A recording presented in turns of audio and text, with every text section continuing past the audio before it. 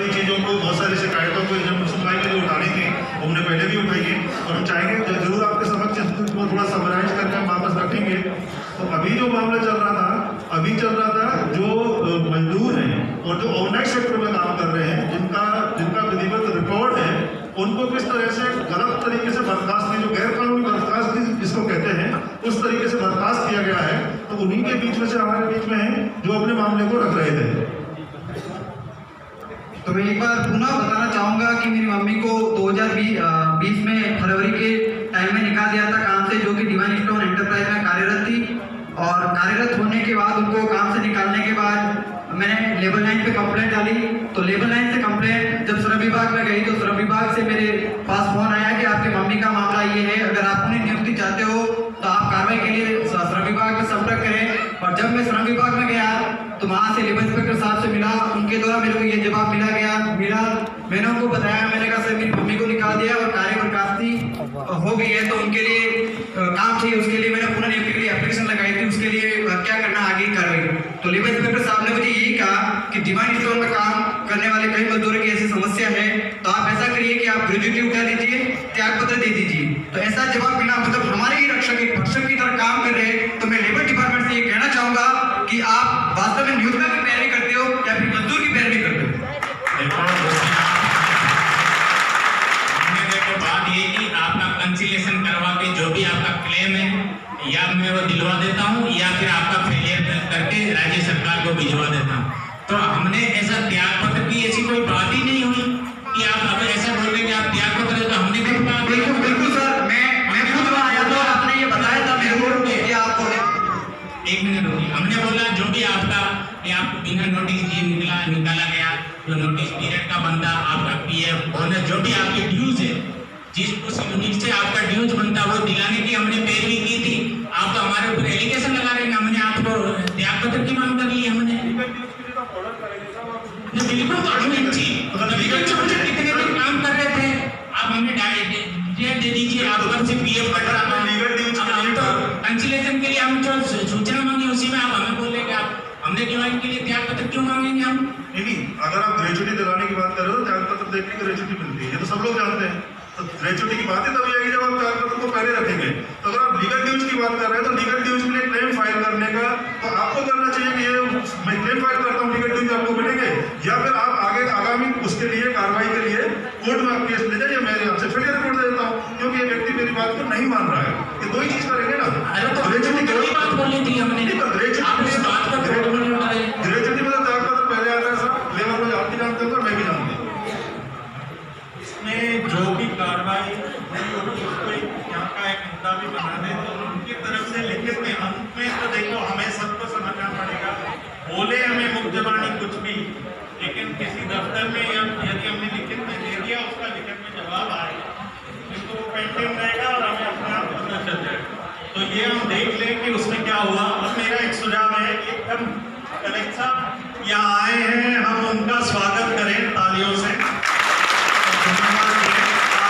बहुत व्यस्त प्रोग्राम था इसलिए नहीं आ पाए, लेकिन आए और राज्य सरकार ने भी कहा है कि ये जो मामले यहाँ से उठेंगे इसके ऊपर, क्योंकि एक पॉलिसी है, उस पॉलिसी को पूरी करने में क्या परिस्थिति जमीन पे है उसकी एक रिपोर्ट देंगे, तो कलेक्टर साहब की रिपोर्ट और उनके सुझाव भी बहुत महत्वपूर्ण रहेंगे। और हम लोग भी जो जयपुर में लगातार काम करते रह रहे हैं, बात करते रह रहे हैं, उसके संदर्भ में करेंगे। आप कुछ कहना चाहेंगे? फिर अभी तक क्या मामले थे उनका संक्षेप आपके सामने नहीं लेंगे, बता देंगे कि इनके बयान हुए थे और वो नोट फिर कलेक्टर साहब कर लेंगे और उन पर इनकी क्या सोच है, सुझाव है, और हमें और कुछ उसमें कहना है तो सर ये 3-4 तरह की आज समस्याएं उठी हैं।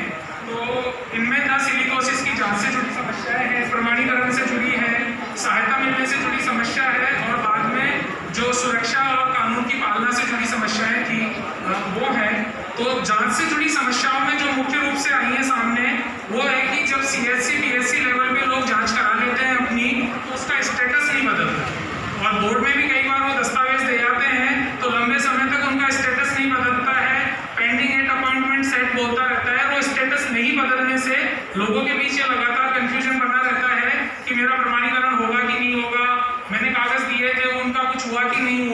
तो एक बड़ी समस्या तो ये आएगी कि बार बार कागज फिर व्यक्ति जमा कराता रहता है, बार बार वही व्यक्ति कैंपों में जाता रहता है और उसका स्टेटस नहीं बदलता है वहाँ पे। तो एक तो दिक्कत ये थी। दूसरा है कि फिर यहाँ से जैसे ही पीएससी सीएससी पे आया, जो भी सस्पेक्टेड है उनको शुक्रवार को बोर्ड के लिए बोल दिया जाता है। वहाँ पे हर शुक्रवार बोर्ड होता है सिरोही में अपने, और व्यवस्थित तरीके से जांच भी होती है वहाँ पर। लेकिन चूंकि हर सीएससी पीएससी से कह दिया जाएगा शुक्रवार को जाएं, तो वहाँ बहुत अनियंत्रित है और बोर्ड फिर उन्हीं की जांच करता है जो सीएससी पीएससी से बोर्ड में रेफर हो रहे हैं। तो जो लोग यहाँ जांच करा रहे हैं वही लोग सीएससी पीएससी में भी जा रहे हैं वहाँ पर, तो वो यहीं शॉर्ट होना शुरू हो जाएंगे, तो वो फिर आगे नहीं जा पाएंगे वहाँ पे था। और एक और जो दिक्कत इसमें एक में हम चले जाएं, स्टेटस वाला तो ये है कि वो MIS में अपडेट ठीक से टाइम से होना बहुत जरूरी है। जो भी हमने पाया, उनको पाया कि इनका जांच हो गया और ये नहीं पाए गए सिलिकोसिस के लिए संदिग्ध या पाए गए हैं, तो वो स्टेटस आ जाए कि वो बोर्ड पे पेंडिंग है तो वो पाया जाए, ताकि लोगों को पता चल जाए अपने आप की कहाँ है, किस लेवल पर है।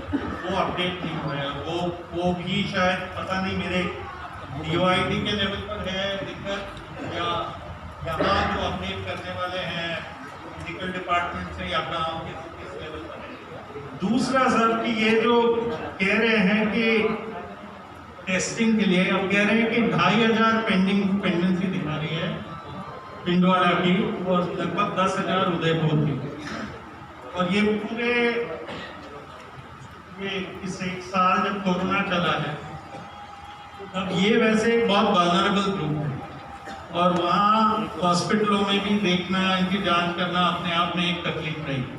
लेकिन यदि हम कहें कि डॉक्टर साहब से बात हुई, ये भी यहाँ है कि हम 15 कैपेसिटी एक शुक्रवार को 15 लोगों की है सिरोही में बोर्ड के लेवल, जब 25 के नाम भेज रहे, यही डॉक्टर साहब ने कहा, और तो 4 शुक्रवार को 100 लोग का जांच होगा और 2500 लोग हैं जो पेंडिंग है वैसे ही जांच की प्रक्रिया में, और लगभग रिकमेंडेशन शायद जिनको आगे भेजना है वो 1000 से ऊपर है। तो ये कितना टाइम लग जाएगा, 2500-3000 लोग और भी लाइन में। तो ये एग्जाम्पल्स आए हमारे सामने जिनकी जांच के लिए उन्होंने दर्ज कर दिया, जांच का रिपोर्ट नहीं आया, जांच भी होगी कुछ की जांच भी नहीं हुई और मर गए।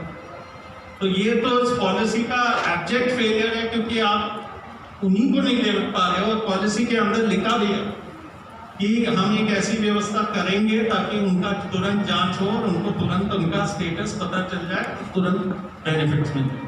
तो ये एक बहुत गंभीर बात है, क्योंकि यदि कोई इस जैसी जगह में आ रहे हैं जांच के लिए, जांच भी नहीं हो, जांच मतलब पूरी जांच up to the level of board, तो एक प्रक्रिया जो ऑर्डर्स भी निकले हैं मेडिकल एंड हेल्थ डिपार्टमेंट ने निकाला था कि हम ये 2 टियर हटा देंगे, हम सीधा वार्ड बड़े पैमाने पर जैसे प्री टेस्टिंग होता है उस पे करेंगे, और हम रेडियोलॉजिस्ट के पास एक्सरे भेज देंगे, और एक ही दिन में जो रेडियोलॉजिस्ट कहता है उसके आधार पर हम सर्टिफिकेट जारी कर लेंगे या नहीं करेंगे, ताकि संख्या बहुत ज़्यादा हो सके।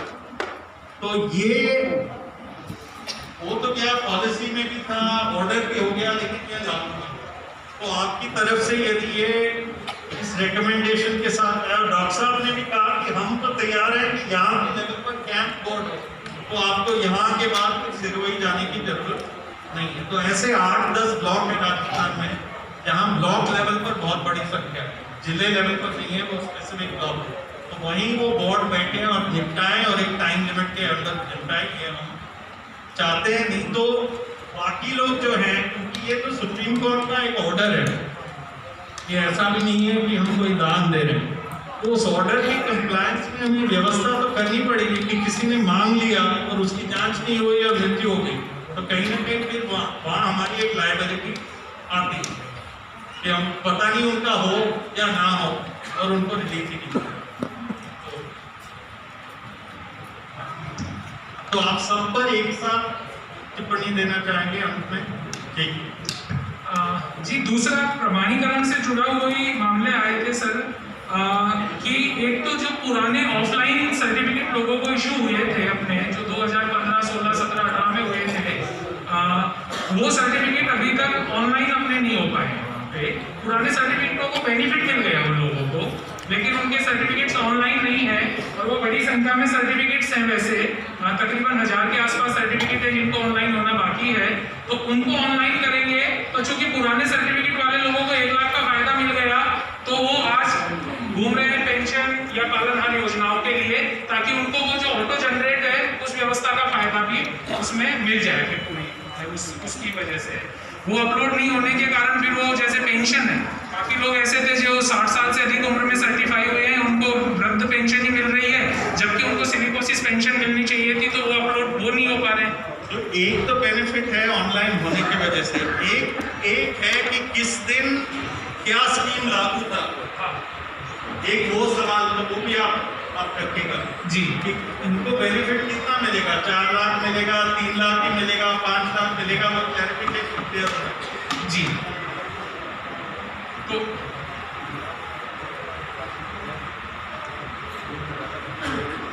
बोला निखिल जी ने कि ये होगा, तेजी से प्रमाणीकरण होगा, तभी होगा, चूंकि लोग मर जाते हैं कि सीएससी में हो गया, वो वहां नहीं पहुंच पाया, स्टेटस नहीं बदला, व्यक्ति की मृत्यु हो गई, वो यही बात कह रहे हैं। वो हो गया, और इस तरह के मामले लेके लोग आए भी हैं, आज हमारे बीच में भी हैं इस तरह के लोग हैं यहाँ पर।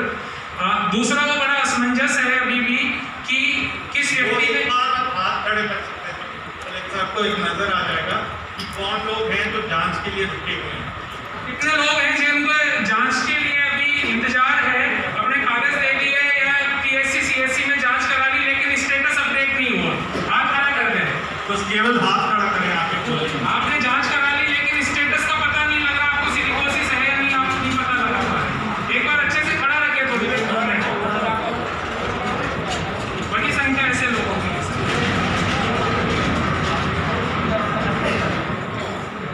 वो अभी सर्टिफाई नहीं हो पाए। उन्होंने शुरू में तो कराई थी जांच, लेकिन बोर्ड तक वो नहीं पहुंच पाए, तो वो हैं। और ये ऑनलाइन वाला एक पूरा एक मामला था इसमें। और ऑनलाइन में भी ये है कि व्यक्ति, कई बार ये होता है कि उसने आवेदन कर दिया सहायता के लिए, वो सर्टिफाई हो गया और उसको तुरंत सहायता मिलनी चाहिए थी, लेकिन लंबे समय तक सहायता नहीं मिली, उसकी डेथ हो गई, बाद में उसको केवल डेथ का बेनिफिट ही मिलता है, फिर जीवित वाला बेनिफिट उसको नहीं मिल पा रहा है। तो वो एक समस्या थी बड़ी। आगे एक था सहायता से जुड़ी हुई मामले थे, जिनमें ये था कि एक ग्रुप पूरा आया है कि दलाली काफी तेजी से चल रही है। नाना से एक पूरा ग्रुप हमारे बीच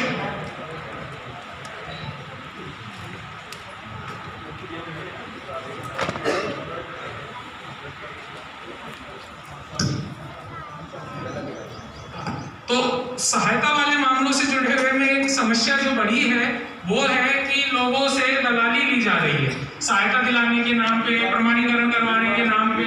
ये लोगों का एक पूरा ग्रुप बैठा हुआ है, ये 8-10 लोग तो यहाँ आए, इनके गांव में और भी बहुत लोग हैं। इनसे 15-15 हजार रुपए प्रत्येक व्यक्ति से लिए गए थे। 10,000 रुपए सहायता के नाम पे जो 1 लाख रुपया इनको आई, और बाद में ESI का बेनिफिट दिलाने के नाम पे 5-5 हजार रुपया और लिया गया। और इसी तरह की और जगह से भी अलग अलग जगह हैं जहां से कि कुछ निश्चित स्थान है जिनसे प्रोसेस करेंगे तो तेजी से काम हो जाएगा, जल्दी से काम हो जाएगा। इस तरह की भी शिकायतें लोगों की है, लोगों का ये बात लोगों की तरफ से आज की जनसुनवाई में ये भी आई थी। और ये लोग एक मिनट, तो इसमें कलेक्टर साहब मेरा अनुरोध है कि ये यहाँ दलाली है, दलाली एक बहुत बड़ी भारी समस्या, ऐसे ही भारी समस्या है जहाँ सबसे जो मौत के जगह खड़े हैं उनसे पैसा लिया जा रहा है, और उसमें सरकार की भी बदनामी होती है, उसमें उन लोगों को भी पैसा नहीं मिलता है, और एक माहौल बहुत बुरा भी बनता है।